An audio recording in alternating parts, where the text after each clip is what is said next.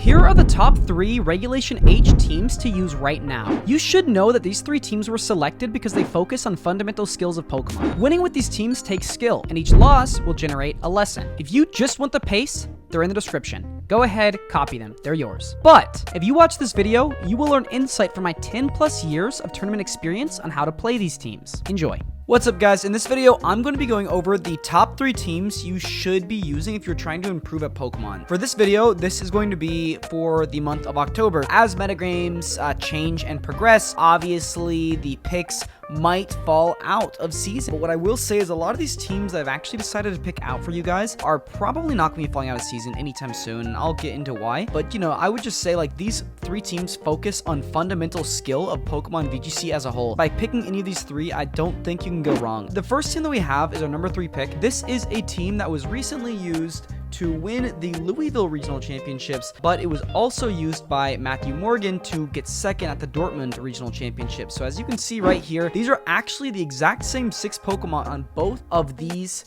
teams. So let's check out Louisville. If you see Andrew Zhang, first place person, pretty much the exact same build as the Matthew Morgan one, or the Matty Morgan. I call him Matthew, that's like his government name, but he's just a friend of mine. I troll. Basically, if you look at this, they're almost the exact same builds, right? So it's Terra Fairy Amoonguss. This one did have Pollen Puff, whereas Matty's had Sludge Bomb. Sneasler is coaching with Protect, Close Combat, Dire Claw, Terra Flying, same thing on this build, Terragram, Porygon 2. Incineroar, it looked like Andrew Zhang's Incineroar was a bit bulkier than Matty's. I think Matty's was probably adamant, whereas Andrew's maybe was careful based on some of the damage output I saw on the stream, but I didn't really crunch the numbers. The concept is more or less the same with the Gholdengo, Amoonguss, Sneasler, P2, Garchomp, and Incin. Basically, how this team looks to work is you pretty much pick like any combination of Pokemon that give great value into the opponent's team, and you try to overwhelm them with your options. So what I mean by this is Amoonguss, Gholdengo, those 2 are like S tier picks, just really broken Pokemon. So if you can figure out a way to beat them or to bring them to like most of your games, then like cool, that's great, and then you can win a lot of games that way. But maybe you have to bench out an Amoonguss, or because maybe they have 3 safety goggles. You know, that's, of course you can't actually have 3 safety goggles, but you know what I'm saying. It's like maybe they have like safety goggles Pokemon, it's like, and then 2 other Spore immunities. Maybe you can't bring Amoonguss, or maybe they have an insane amount of Gholdengo checks. Then you can start kind of, you know, using the rest of your team. But what this team generally is just a good Pokemon team. It has 6 Pokemon that are very solid, and obviously in a double battle inside of VGC, you got to sub out 2 of your Pokemon every time. But with this team, just the 6 Pokemon you choose are just very high BST Pokemon. Probably the lowest BST is Sneasler / P2. P2 doesn't really count because it's not a fully evolved Pokemon, but with the Eeviola, it gets 1.5x its multipliers, so its stat total kind of goes crazy. But this thing has a 510 BST, this thing has a 515 and 510, and these guys are just kind of monsters. Technically, Amoonguss is the lowest BST, but it doesn't really matter because it's mostly inside of speed as to why we don't have a high BST. Its stats are kind of crazy. Like 114 HP is nuts, 70 defense, 80 special defense is it's not bad, but more so with the HP, it's just kind of crazy. But yeah, this team is really good for learning how to play Amoonguss mirrors. There's a really big fundamental skill inside of Pokemon that a lot of players need to familiarize themselves with, and that's the Incin Amoonguss game. Incin Amoonguss, these 2 work really well together. Basically, if you have Pollen Puff or Sludge Bomb, it plays very differently, but pretty much with these 2, they look to slow down the pace of the game and just kind of set a specific tempo that you have to keep up with, where they're just gonna like absorb your attacks, spore you, knock you off, and just, you know, make you useless to where they can knock you out with their offensive Porygon 2, or they can just knock you out with a Garchomp or even a Gholdengo. You know, it's like these 2 create room for the slow mode of the team. What I love about this team is it's a fast mode and a slow mode. So you have like the fast mode being the Sneasler and the Garchomp, and you have the slow mode being the Porygon 2 Amoonguss Incin. Gholdengo kind of works in both versions of the mode. The Gholdengo here is just a timid, max speed, max special attack, which is exactly what you want because it's good into the opposing Gholdengo. Because with Life Orb Gholdengo, it's good in the mirror because you outspeed them and do more damage with Shadow Ball than they do into you. Although you would probably both faint to a Shadow Ball respectively, but if you're timid max speed, odds are you'll outspeed them. If not, it's a speed tie, in which case you can maybe pair it up with Incin or Amoonguss.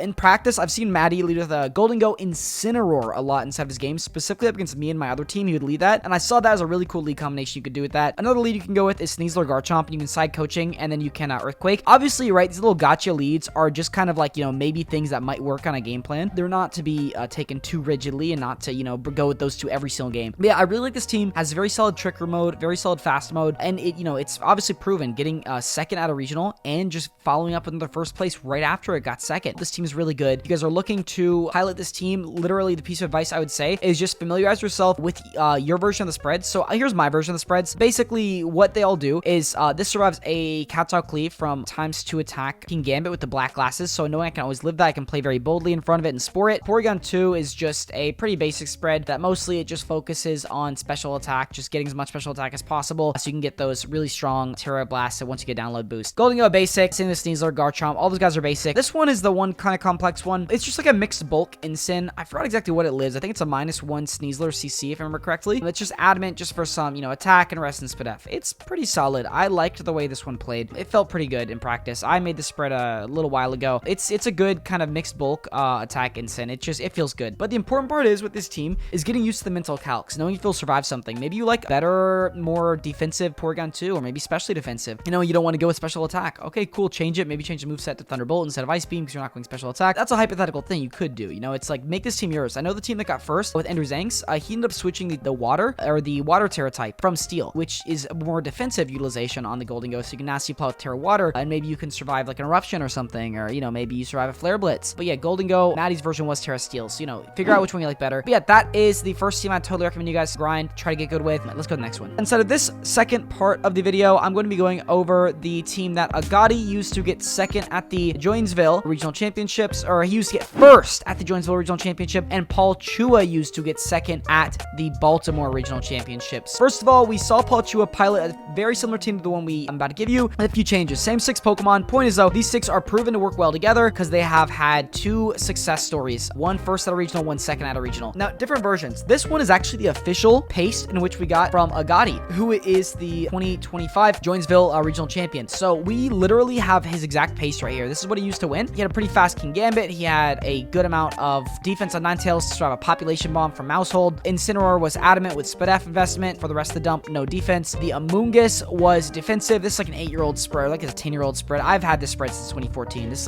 is like once you get a good Amoonguss spread, you know what it does. You're just familiar with it. Dragonite looks like it was just mostly 252 with a little bit of speed creeping here instead of taking out HP in exchange for speed creeping. And Garchomp just 252. This team is pretty good. How I was asking how they use it, usually what I saw Gotti or Paul Chua was actually telling me is he mostly leads Garchomp plus Dragonite, and then he usually would click Earthquake, Terra Blast on Garchomp into Earthquake and just kind of knock out everything. Gotti was telling me a different version. He said he leads Garchomp with a lot of his leads, but he also leads Ninetales with a lot of his leads. So he'd go with like Ninetales Garchomp, or he could go with Ninetales Amoonguss, Ninetales Incin, Ninetales plus anything, or Garchomp plus anything is what he said his most common leads are. And I guess because they're respectively the choice specs and choice band, basically it's like you can just get off immediate damage output, which is really nice at this Formax. A lot of stuff likes to set up. Specs spread damage seems very valuable right now, especially from something as fast as Ninetales. You can speed a good majority of the metagame, and you can maybe get a Blizzard Freeze, kind of, you know, like mess them up, or maybe you get an Earthquake crit. We say to lead with those two. Like I said, though, a lot of these teams are very free flowy, so you want to get a feel for your opponent. I did release a positional guide a while back on a write-up I did. It was a premium write-up. I sold it back inside of Reg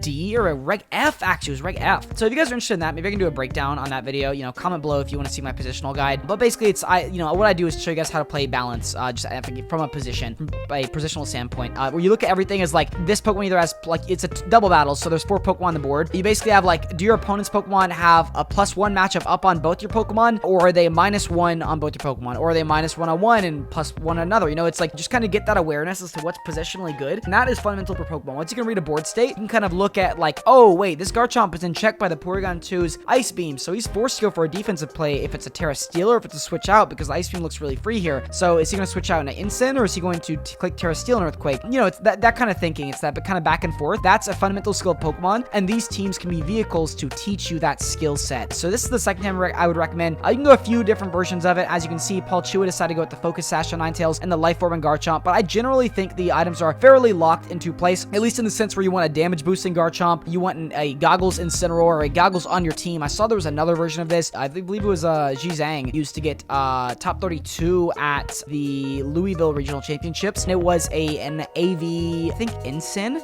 or maybe it was an AV Dragonite. Yeah, it was an AV Dragonite. It was a Goggles Gambit, so that was a different kind of build. I had a Rocky Helmet Incin, so you know, you can change these items and really make them all yours. It's like the main thing though is like just keep the 6 Pokemon, because it's like, you know, try out my AV spreads, see if they're for you, and then you can make changes. You know, it's like this, I'm not giving you guys the EV spreads. I'm just giving you teams that I think will help you improve fundamentally at the game. But yeah, that's number 2. This team is a very well-positioned one, a very good team. And I think if you put in a lot of reps into this, it can still get yields throughout the rest of the season. I don't think it'll fall off anytime soon. Oh yeah, that's been team number 2. Let's get right into team number 3. This is 3. This is, in my opinion, I think the best team to pick up right now. Gotta save the best for last. I think this team is probably one of the better ones. I found this one at top 32. There was someone else who's playing something very similar to this inside of top 32 inside of the Louisville Regional Championships. Now, that being said, this team is not as proven as the other 2. Maybe it didn't really earn its rank 1 spot, but I'm gonna explain why I think it could be the number 1 team to kind of look out for in the future. Basically, a piece that I think is really good right now, Archaludon. Archaludon, specifically regular, because the ground typing is very hard to come by inside of this format. If you guys look at this, the ground types are not very many. It's like there's Archaludon Blood Moon, Archaludon regular, and then Garchomp. Everything else, you're like, why on earth would you use any of these? Unless you're, Wolf Glick using a freaking Toedscruel, but that's just because, that's Wolf. Maybe a Gastrodon. Maybe that's it. Outside of that, nothing else. But yeah, basically, if you can fit a ground typing on your team, it's generally a very good thing to have. It's kind of like a blanket answer for a lot of the picks, such as King Gambit, such as Gholdengo, and Archaludon, which are the most common Pokemon right now in the metagame. So ground is a really good offensive typing, which is why a lot of these Porygon 2 is starting to go Terra Ground, Terra Blast, more of an offensive one. So let me explain why I believe this team might be the team to beat in the future. Basically, Arc Rain has never fallen off. No one said this thing fell off. It's like, it's good. Sure, it didn't get the best placing, but it's still just very fundamentally kind of broken. Just by the fact that it's like, you get an insanely high BST Dragon with a base 90 HP, which is pretty good. 130 defense, that's broken. 125 special attack, really good. 65 defense, kind of bad. So, 85 speed, all right. But the point is, this thing gets like canceled out with the Assault Vest, which actually makes you bulkier than your defensive stat, which is already crazy bulky. I don't think this team is going anywhere, just based on the fact that Archaludon Pelipper's not going anywhere. Then you just combine that with an already proven concept of P2 Instant Amoonguss. Great. Okay, cool. So your steel type is, instead of a Life Orb Gholdengo, which Life Orb Gholdengo, by the way, on this previous team, I have to say, is probably one of the best pieces on this team. This is like the focal point of this team. Whenever I was playing it, you spam this guy. Gholdengo is broken. He's like literally so broken. This was like the one mon to bring to 80% of my games, just because it was so broken. It was just so good to bring. You could spread, make it rain people, and just get destruction right off the bat. You just gotta be careful, like Sucker Punch from Gambit or stuff that can outspeed you, like Garchomp or maybe Incineroars. But if you can beat those, you should be fine. Which your Terra Water could help, theoretically. Anyways, back to the this team. The concept of Ursaluna Porygon 2 was good inside of a previous regulation. It literally won a Reg F tournament, the EUIC, and that was from Nils Dunlop. And he literally played that team. It was a P2 Ursaluna. He had Incin, Amoonguss, and then he had Urshifu, and then a Fluttermane. So it's like, a little bit different. You have 4 of the same Pokemon. You switched out the Fluttermane for an Archaludon, then you switched out the Urshifu for a Pelipper. That team looked really good. Now, the main thing is that it's like, that was a higher BST format, so it was like, there was a lot more stuff, but you still have a lot of the same tools. The Amoonguss, Incin, Ursaluna P2. Sure, the meta may have adjusted. It may not be as quote-unquote well-angled into a lot of the stuff, but it's just because the BST slanted down. I don't think these guys are going anywhere. I'm being so serious. Basically, it's like a team like this literally has the ability to basically play fast-ish. Nothing's too fast necessarily in the fact of speed itself, but you can play fast in the sense you can lead Pelipper, Archaludon, and start kind of going for Electro Shot sweeps on turn 1. So once you get one Electro Shot, obviously +1 special attack makes the next one hit harder and starts stacking off each other. So once you get that first Electro Shot, it's like the train's going. You're kind of just spamming attacks at that point. You're getting set up. You also have Amoonguss to keep the Archaludon alive with the Pollen Pup, which I think is one of the most important parts of this. There's like a mode where you go Pelipper, Incin, Archaludon, Amoonguss, and you just go like protect the Archaludon. It's like you lead Pelipper, Archaludon, let Archaludon start stacking with Electro Shots, switch an Incin to intimidate them and keep your Archaludon alive, and then use Amoonguss to heal off any damage output. P2 Ursaluna is another very strong mode because you can go with Incin, P2, and you can basically Parting Shot, Trick Room turn 1, get your Ursaluna activation, because Incin's relatively slow, so you'll absorb a lot of damage, get off Parting Shot,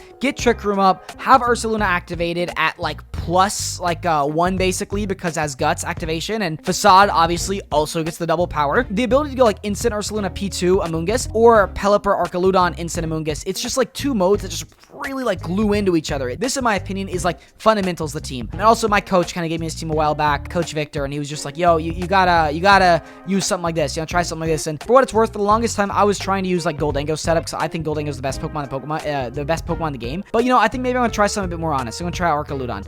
It seems pretty straightforward. It's like keep it alive, it's like position it well and it'll carry games. That being said, I think Gholdengo, this guy is the most broken Pokemon in the game.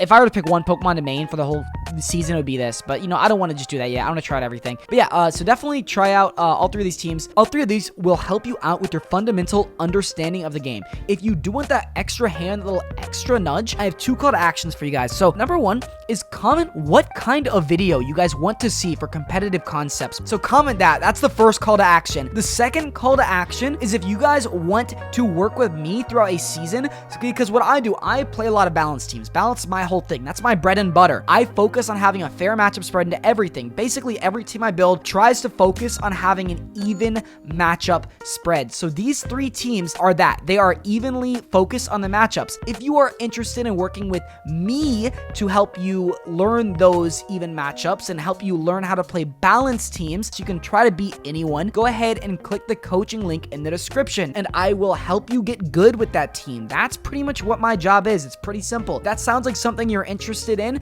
Go ahead and click the coaching link in the description. But that is literally all I got for you guys today inside this video. I really hope you guys enjoyed these teams because, you know, it's like, I think that balance teams are probably the best way to play the game in general. I think this is a very balance heavy format. If you guys are having any success with these teams, comment in the description, or if you can just comment what you guys want to see in the next video. Either way though, I really appreciate you guys watching to the very end. Thank you everyone so much. This has been Brady. I will talk to you guys in the next one. See you. Goodbye.